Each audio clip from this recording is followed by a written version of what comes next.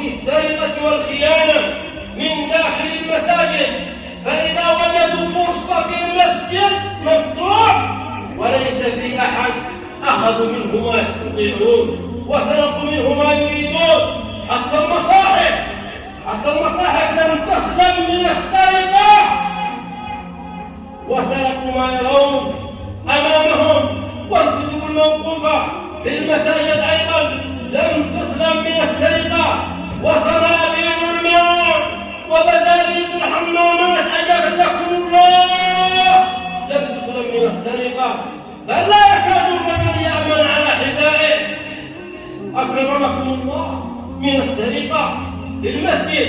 من يصدق أن هذا سيقع حتى في المساجد وسيتولى، ومن يتوقع أن هذه الأمور ستحدث حتى داخل المساجد؟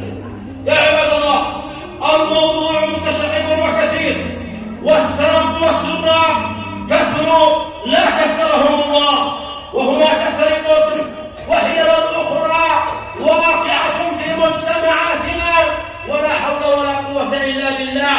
ما من تحدث أزمة حتى يبالغ التاجر إلى رفع الأسعار، ومن تعود هذه الأزمة وتعود الأمور إلى حالها لا ترى بعد ذلك شيئا. الأسعار هي الأسعار، أليست هذه هي السرقة؟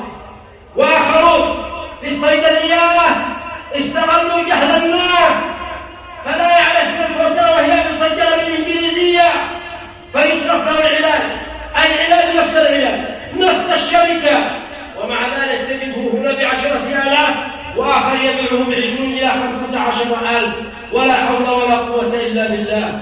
سرقة عامة المجتمع العام والخاص، حتى ماذا؟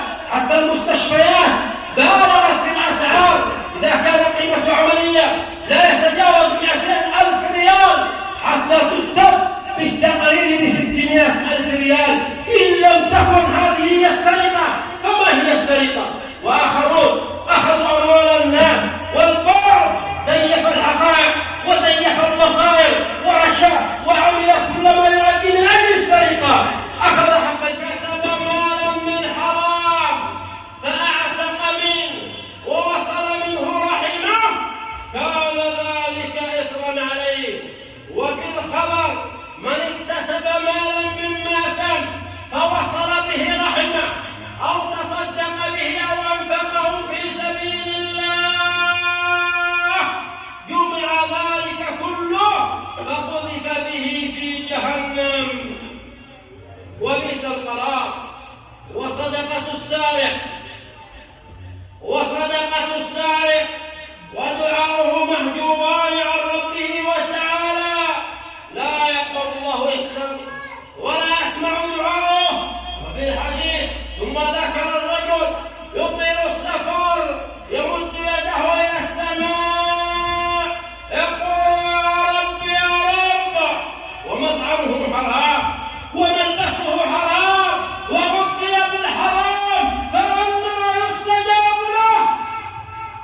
والسارق ملعون بلعنة الله ورسوله صلى الله عليه وسلم، يقول عليه أفضل الصلاة وأتم التسليم: لعن الله السارق يسرق البيضة فتقطع يده ويسرق الحبل فتقطع يده، واللعن هو الطرد من رحمة الله.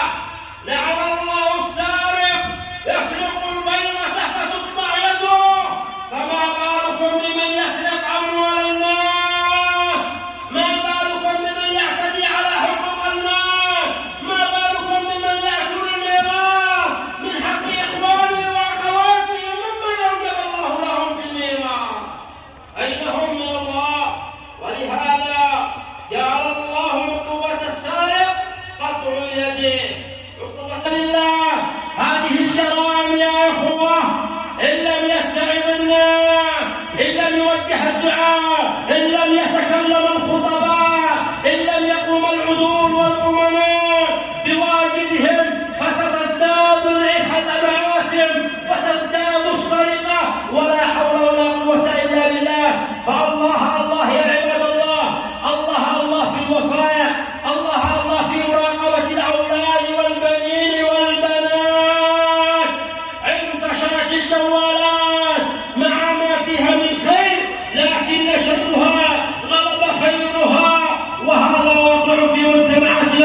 نسأل الله عز وجل السلامة.